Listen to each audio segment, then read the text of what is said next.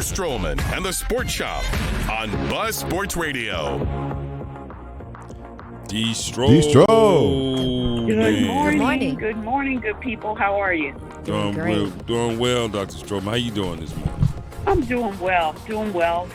Wheels up again. I'm on my way to Las Vegas for the advancement of Blacks in Sports Champions Gala weekend. Oh, nice. Yeah, I'm really, really excited. I have the opportunity to facilitate two panels, one on the business of sports and the other one on social justice in sports. And I've got some star-studded panelists I get to work with, from Spencer Haywood, for anybody who knows anything about you serious? The Wow. NBA and free agency, and Dr. Richard Lapchick, who does the scorecard rating our sport institutions in terms of their gender and racial equity. I'll be with Chuck D and Tracy McGrady. So It's going to be a good time. Tell Chuck I said what's up. Are we able to watch this virtually anywhere, or it's just in person only? Right now it is only on site, but I would not be surprised when I get there, due to the demand and interest in what these amazing people have to say, that they don't put something together. At the very least, there will be a recording. Awesome. So we'll get that out. But Great. It is a big, big weekend in Las Vegas for the opportunity for us to give recognition and appreciation for people who are helping to lift us up in this very, very, I'll just call it billionaire space of sports. Yeah. But let's see, today's topic. As we know, for those of us who eat, sleep, and drink sports, today is game one for the NBA Finals. And I've been thinking about Coach Erik Spoelstra and how he's made the difference in Miami's success in the playoffs. So the question I have for each one of you is to think about, who is our motivation to get the job done? What's the impact of a coach or a teacher in our lives? And I would like for you all to share, as a young athlete or who you are today as a business professional, how much impact do coaches, and coaches can be defined for us, as adults, whether that's our partner, whether it's our parents, whether it's a close friend or relative, is it our children, is it the mentees, or even our God, our creator? How much impact do coaches influence our ability to, we get up each and every day, and we could sleep in, but we don't. We work hard and smart to make a difference in a young person's life. We pay our bills, and sometimes our family and friends' bills. We work out, right? We say no to certain foods and drinks that are harmful. We give back to the community. So who is our motivation to get the job done? So respectfully, I'm going to start off with the lady of the house. Pam, who are your motivators to keep you going? Wow. Okay. Well, I think the biggest one you hit on that would be God as my biggest motivator daily, to first wake me up, but then to give me that drive, that discernment, direction on where I'm going on that day and where I need to be, and the faith that the manifested faith, to believe in who I am and what I can do. So that's probably the biggest one. But I've also been blessed with great people in my life. I call them my tribe leaders. Some people call them mentors. But I do, when I have those down days, they pick me up and encourage me. Give us one tribe leader. Okay. So one of my biggest ones I would say would be Ryan Ray. And then I think my other one, that I call him 10 times a day, he's sitting to my right. That would be everybody. Earl Reese in this space. And, encouraging me in this space. My sister is a big encourager too, and she's a coach. So I've watched her develop and coach people up. So on a daily basis, she coaches me up. That's beautiful. Beautiful. All right, K-Mac, who motivates you? For me, it's really about family.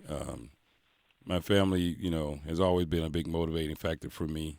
And I was sitting here thinking, when you were just talking, I was thinking about coaches over the years, and certain little pieces and tidbits I take from each and every one of them. But my family has always been a huge motivating factor, and guiding my career, guiding my drive, my motivation for certain things that I want to do, that I want to achieve. And I take a lot of it from my grandmother. My grandmother being a significant part of my life, being a significant part of my family. And Say her name. Say her name. Mary Emma McGill, actually. There you go. Mary McGill was she played a significant role as an entrepreneur, as a business leader, as a community leader, being one of the first African American women to have their own insurance firm in the state of Mississippi. Wow. And leading, in the civil rights movement, and I could just go on and on and on. But being a part of that as a 6, 7, 8, 9-year-old kid for each one of these parts of the journey, and then all the little nuggets that you learn along the way. Now, as a 50+ year old man, I get an opportunity to kind of reflect on a lot of those little things along the way. My mother as well, because she operated in a different space, et cetera, et cetera. My grandfather being from World War II, on and on and on. So for me, that's really where most of my drive, my mentoring, my coaching comes from, and then my ability to be able to see things a little differently than most people. Now, considering where you live today, so your family mostly is in Deep South, Mississippi, right? That's Or correct. you have some here? Nope, all here. Well, one of my daughters is back now, but my family, through and through, most of all is in Mississippi. Powerful. Mm-hmm. All right, Mr. Reese, who motivates you? Wow, this is an unbelievable conversation. I start with God first because for many reasons He's always granted me favor. And somebody once told me favor is not for everybody. It's not fair, but apparently it's been gifted towards me, and I honor Him and everything associated with that. But as I was sitting there thinking, though, I can. But my father, E.T. Reese, who was the guy that really made me feel like I can achieve. I lost him 20-some years ago. He's the guy that walked in. He's a steel worker and a manager at U.S. Steel, and walked in and said, you know what? You want to be a coach, but you major in PE. You may want to, you're good in math, you may want to think about this computer thing. And, he's the one that changed my whole concept about the computer science and going to Alabama A&M, things of that nature. My mom took the baton from him. She's an educator, 3 or 4 times over. And her gift was the community stuff she did in the community. I think I got that from her, and she's to this day motivates me big time. What keeps me going is that I got a team of people. I got like 5 guys in my life that I would literally die for, and they'll die for me, and they are successful in their own right in different areas. And I love those guys. I got 5 best friends. I know that sounds really crazy. You got to name one of them. Give us at least one name. Well, Phil Ford, Clayton Petrie, Albert Scott, all those guys, are near dear to me. Darryl Vereen, those guys are my guys. And I'm talking about they know where the bodies are buried, and I know where their bodies. I mean, it's like that. And they love me unconditionally. Mm-hmm. And that's what they motivate me to keep going. And of course, I have 2 young ladies by the name of Erica Bianca has motivated. They're younger than me, but they motivate me as well. Mm-hmm. And I cannot stop talking about the things they do. So all that being said, I mean, from a professional perspective, from the things I've done over the years, and the community aspects of it, I kind of throw my arms around all those people I just mentioned. That's beautiful. I love that you stated love unconditionally. Yep. Mm-hmm. And I think with what's going on in our country now, not that we haven't had trying times before, but I think we need to be more bold in our demonstration of our love for our family and friends. I know we had to worry about health and safety concerns during the pandemic, during the heavy part of the pandemic, whereas we weren't as touchy and feely. I'm a touchy-feely person, but I do believe in hugs. Mm-hmm. I do believe in, extended stares. I am a winker, which can get me in trouble. People think I'm flirting, but that's just something that I do. I wink at people a lot. And I believe deep down in my heart, it's a form of showing love. But I'm very hopeful that our listening audience is really taking in what you all are saying, because I know you don't take it for granted, but to have the microphone and to be able to be on the airwaves and impact so many people in the way that you all speak to one another, the way you speak about topics, it helps us to get our day going and to be better, to think more critically, to demonstrate love and to be a motivation to someone else. So a big thank you for what you all do. In terms of my motivation, definitely it starts with my Creator, my God. I was raised in a family that went to church, believed in church, listened to the Word, and that has helped to sustain me during the highs and lows of my life, not to get big-headed and not to just throw in the towel. The influence of sports is so powerful to so many young people. So that discipline. So there are so many coaches that poured into me in a great way. Today, I would say it's everything from being in relationship, having close girlfriends, having close boyfriends, and a lot of that stems from the UVA family. I've got my sorority, as in my women's basketball teammates. I've got my sorority of Zeta Phi Beta Sorority Incorporated. I've got just so many relationships that come out of UVA. And then I will also say just the drive to help young people and be a role model. And certainly for some of us, we're at the stage where we're thinking about legacy and significance, as in we can't keep doing this. Whether it's, what's that saying, that a time always wins, right? Yeah. Aging. Right. So I'm in a mindset now of who can I pass the baton to? Who wants to continue this work and thinking more critically about sports? Who wants to continue this work in racial justice? So that's a big motivation, just trying to find young people who have that spark and are willing to have the discipline to do the heavy lifting. And it is heavy lifting for sure. Yeah. One thing that came up during the conversation with some of the NBA pundits, they talked about how coaches can't give us confidence, but they can take it away. I've been sitting with this, and I don't know if I agree with that. Yeah. I disagree with that. Yeah, I I'd love do. to have your opinions on that, because I know coaches that can absolutely strip your confidence, and they can give it to you as well. So thoughts on that statement? I got a gazillion examples. So I'm giving one in high school.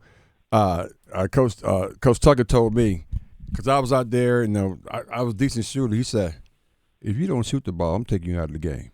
Because you're a good shooter. Go out there and shoot. Matter of fact, I'd rather see you shoot and miss than not shoot at all. And in my mind, I was like, well, if he believes in me, I need to believe in myself. And I became a better player because of that. He gave me the confidence that I can do that. And I always thank him for that. Yeah, I agree. I think coaches can just, or like we talked about earlier, coach you up or coach you down. Yeah. A recent example, I have just even Jason Tatum, the night that he scored 50, and the game before that he had done really bad. Coach Mazzulla, all he said to him was, he pulled him to the side and just said, I love you. And that means I believe in you. Yeah. You can do this. Exactly. And look what he did. Yep. Yeah, they can definitely coach you to a point of success beyond what you see, beyond what you feel like you can actually accomplish or achieve, because they see some. They see, that's the thing about a great coach or a great mentor. They see something in you that you don't see for yourself, right? That's it. And they get an opportunity to help you see that and put you in a position to be able to be successful. That's one thing that I think a lot of people miss when it comes to the professional game, is that coaches, quite honestly, make or break individuals' careers by two things: the amount of confidence that they give them and putting them in positions to be successful with the skill sets that they have. Yeah. A lot of coaches' egos get in the way because they want a player to only do what you got to do for my system, for what I do, for what I am, and not take advantage of the unique skill set that you have in a collective, like what an Eric Spoelstra is doing with the team that he's had to put together recently and other places. And I think those are the most successful people, and they have the happiest type of players that play for them.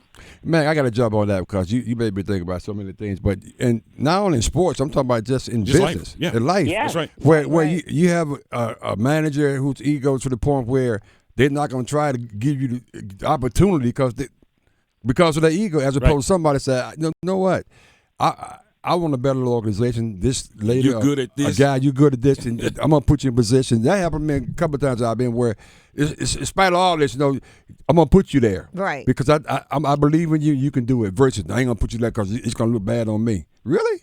Right. So yeah, that's a great point you and made. I agree I'm gonna bring that up. with what he was saying, especially with Miami. Yeah. The example with Miami is just we know that the teams that they've played have been more talented, but the coach has instilled the belief system in them to the point where they were actually going out and picking up the trophy and everything, practicing. Yeah, you getting told me the that. trophy and Yeah. all that. They just have this great belief and confidence in so belief over talent, and that comes from your coaching. Because he's convinced them to see themselves Belief over talent. outside or beyond where they've seen themselves before. Sure. Right? And where others that we call them no names, we've called them undrafted, we've called them everything but professional Everything, right. NBA players that are in the finals. Yep. We've called them everything but that. Right? He's convinced them to see themselves as individuals that collectively, if they play together, they can end up holding. They can end up holding the NBA Finals trophy. Right. All those guys. Well, I'm so glad that we're all in agreement with that one. One other one before we leave is to dispel the myth, I believe, that superstars, elite players, amazing, successful business people, we need confidence as well. Now, there's no doubt when a Jimmy Butler or a Joker or, LeBron James, they don't need a coach to get them all, riled up and excited about being in the finals or a playoff game. I understand that. But I also believe that a Joker, a LeBron, a Jimmy Butler, the four of us also need confidence from our loved ones. I know I can speak for myself. When I give a speech, I do check in with people. How did I do? Did I do a good job? Even though deep down I'm like, Deb, you crushed it. But still, I need confidence from people.